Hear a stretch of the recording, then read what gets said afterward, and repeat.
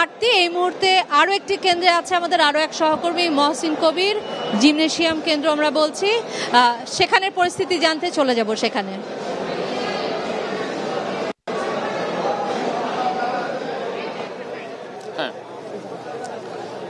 ধন্যবাদ কিশোর। আমরা এই মুহূর্তে রয়েছে শারীরিক শিক্ষা কেন্দ্রের, যেখানে 3টি হলের ভোট অনুষ্ঠিত হচ্ছে, জগন্নাথ হল, SM হল এবং যোগ হল। এই 3টি হলের ভোট অনুষ্ঠিত হচ্ছে এবং সেখানে ভোটারদের দীর্ঘ লাইন রয়েছে, সকাল থেকেই দেখছি, এবং সুশৃঙ্খলভাবে ভোট দিচ্ছে।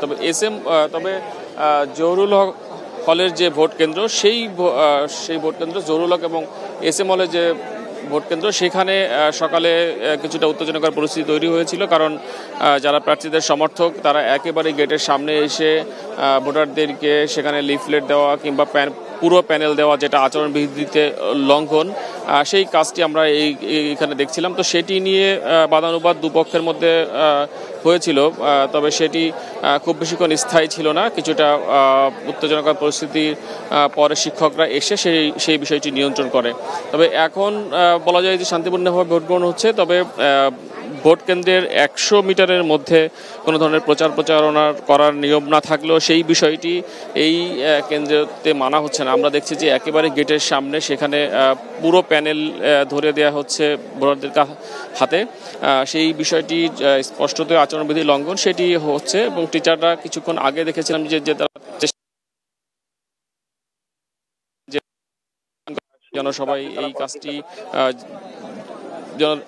যেন তারা ভোট কেন্দ্রে ঢুকতে পারেন, সেই কাজটি তারা করার চেষ্টা করছিলেন। তবে এখন সেই পরিস্থিতি না থাকলেও একেবারেই কেন্দ্রের গেটে দাঁড়িয়ে পুরো প্যানেলের যে পরিচিতি, সেই পরিচিতি ভোটারদের কাছে দেওয়া হচ্ছে। এবং এটি এই ডাকসু নির্বাচনের যে আচরণবিধি, সেটির লঙ্ঘন। এবং একই সঙ্গে আরেকটি বিষয়, সেটি হচ্ছে যে ভোট কেন্দ্রে কোনো প্রার্থী, অর্থাৎ তিনি যে কেন্দ্রে ভোট দিবেন প্রার্থীরা, সেই কেন্দ্র ছাড়া তারা কোনো কেন্দ্রে যেখানে ভোট অনুষ্ঠিত হবে একবারে বুথ, সেই বুথে তারা ঢুকতে পারবেন না। সেই নিয়ম থাকলেও সেটি কিছু কিছু ক্ষেত্রে মানা হয়নি। যেমন আমরা দেখেছি যে ছাত্রদলের প্রার্থী আবিদুল ইসলাম খান, তিনি কয়েকটি কেন্দ্রে, আমাদের সামনে তিনি জগন্নাথ হল যে কেন্দ্র, সেই কেন্দ্রতে প্রবেশ করেছিলেন।